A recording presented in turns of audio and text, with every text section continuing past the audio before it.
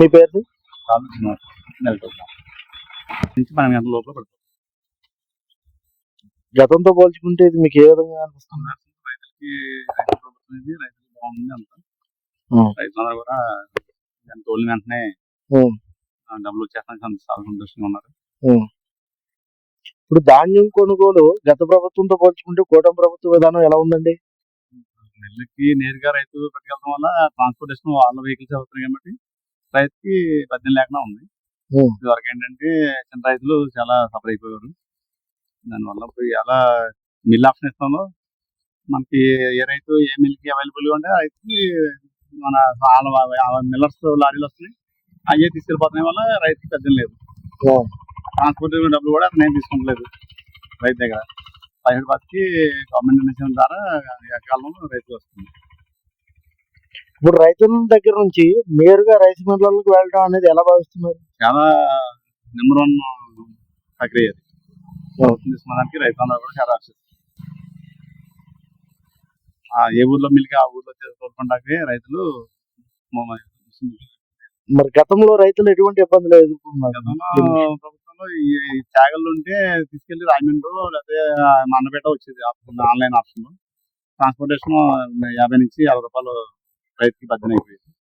అక్కడికి వెళ్ళినాక ఆ మిల్లుడికి ఇష్టం ఉండేది కాదు త్యాగలు ధాన్యం అంటే.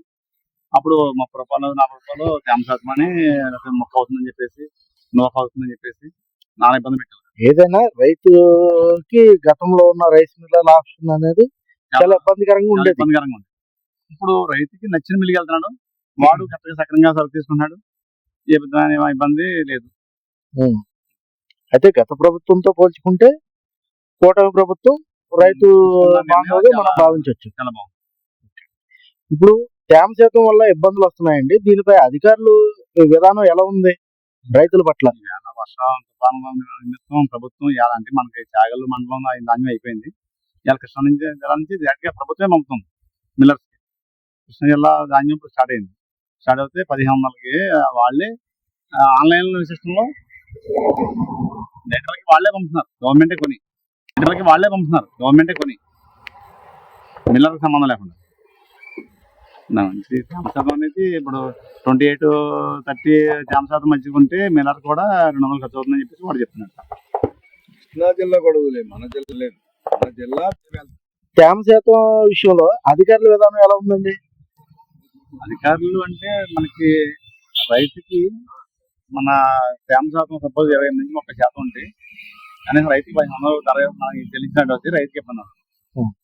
దానివల్ల ఆ మిల్లర్స్ కి మన అధికారులు ఒక ఈ ఎంసీకి ఎంత అమౌంట్ అనేది ఒక నిర్ణయం ఇస్తే రైస్ మిల్లర్స్ కి రైతుకి ఇబ్బంది లేకుండా వేరియేషన్ లేకుండా ఉంటుంది.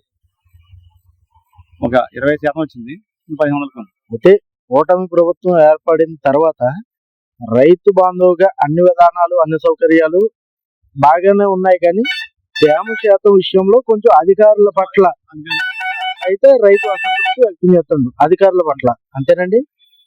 ఓకే, అంటే దాన్ని కొంచెం ఇది చేస్తే సరిపోతుంది అంతే.